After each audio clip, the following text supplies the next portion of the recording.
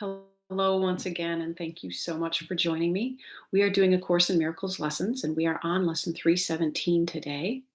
Today's lesson states, I follow in the way appointed me. I have a special place to fill, a role for me alone. Salvation waits until I take this part as what I choose to do. Until I make this choice, I am a slave of time and human destiny. But when I willingly and gladly go the way my Father's plan appointed me to go, then I will recognize salvation is already here, already given all my brothers, and already mine as well. And the prayer states, Father, your way is what I choose today. Where would it lead me do? Where would it lead me do I choose to go? What it would have me do, I choose to do. Your way is certain, and the end secure. The memory of you awaits me there. And all my sorrows end in your embrace, which you have promised to your Son, who thought mistakenly that he had wandered from the sure protection of your loving arms. And that is the end of lesson 317. I follow in the way appointed me. When we choose to be the piece of the puzzle that we have been chosen to do and that we have chosen to do, we begin to realize that everybody does have their part to play and there is nothing to truly compete for. There is nothing that someone can get that you will lose. We begin to realize that we really are all in the same boat, on the same path, walking in our own time, in our own journey. And so there is nothing to attack nor be attacked about. And that's such an incredible moment because that is when you can truly open up to the power of that unconditional love. You can see someone as they are doing their best in their place that they are in the moment. And you can see yourself doing your best in the place that you are as well. It makes forgiveness so much more simple because we're not conflicted and confused by the chaotic and convoluted ideas that the ego would place on us. And so this is a liberating statement, and I follow in the way appointed me. We are co-creators of our lives with God, with the universe, with the higher power. And so when we remember that, when we wake back up to what our personal journey is going to be, which is some form of love, we then can take a much more empowered pathway. Okay, let's see what Tina Spalding's channelings tell us. You are blessed beings indeed. I am that one you know as Jesus. You have the opportunity to hear the information that will transform your minds. It comes to you over and over and over again. It comes to you in the form of a book. It comes to you in the form of people sharing their testimony. It comes to you in a dream. It comes to you in many, many ways, this opportunity to surrender to God's will for you. This is antithetical to the ego's world. It does not want to surrender to anything. But as you may have noticed as you go through life, you become more and more disillusioned because the illusions do not live up to the ego's story about what they will be. A new body, a new boyfriend, a new job, a new car, a new country you move to, or a bigger house. It doesn't matter.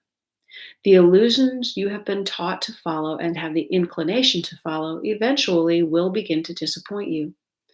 That is disillusionment. You still believe in the illusions, but they do not feed you the way they used to.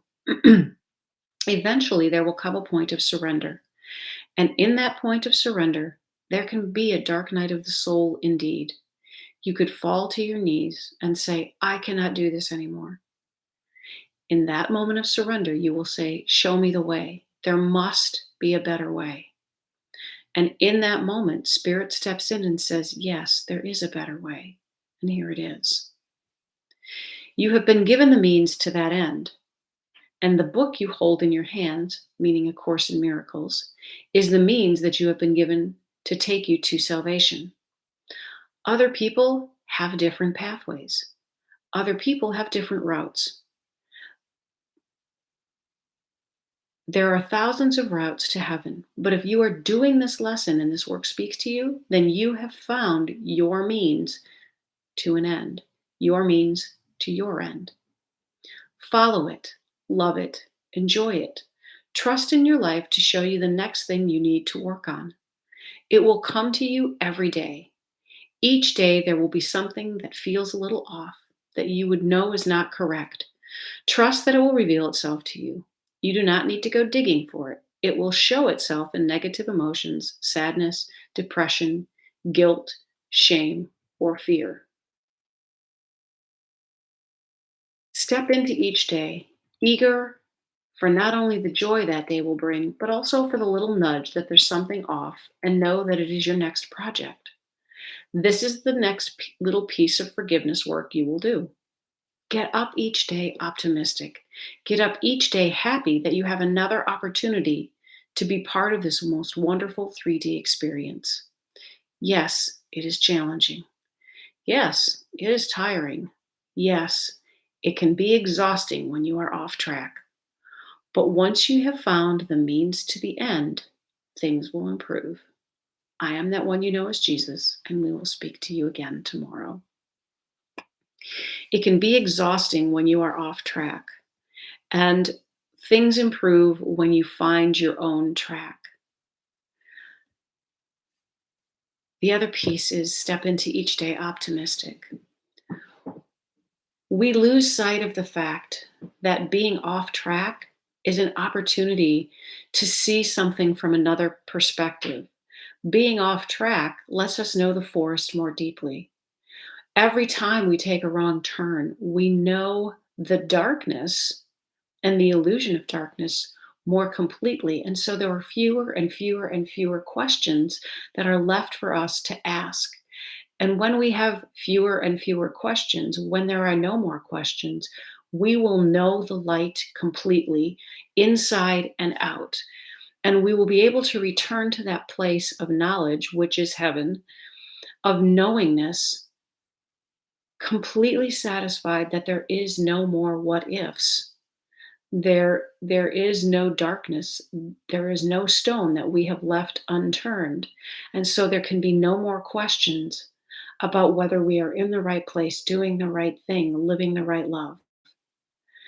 That is heaven, because there is so much peace in that.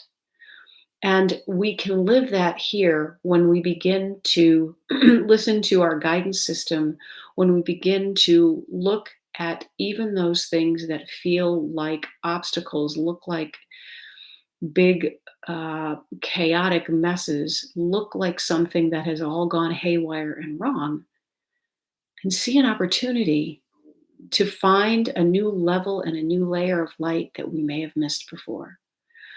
You have so many dark rooms in the mansion of your mind, but all you need to do is open the door and turn the light on into each and every one of those rooms, whether it is a closet, the basement, the attic, or the main room. Every time you turn the light on, you will see the truth of who you are, and the truth of who you are is the love that you seek. It is the acceptance that you seek. It is the gift that you seek. It is the worthiness that you seek. Turn on the lights of your darkened mansion and follow the will appointed to you, which is love. Have a great day, everyone, and I will talk to you again tomorrow. Bye-bye.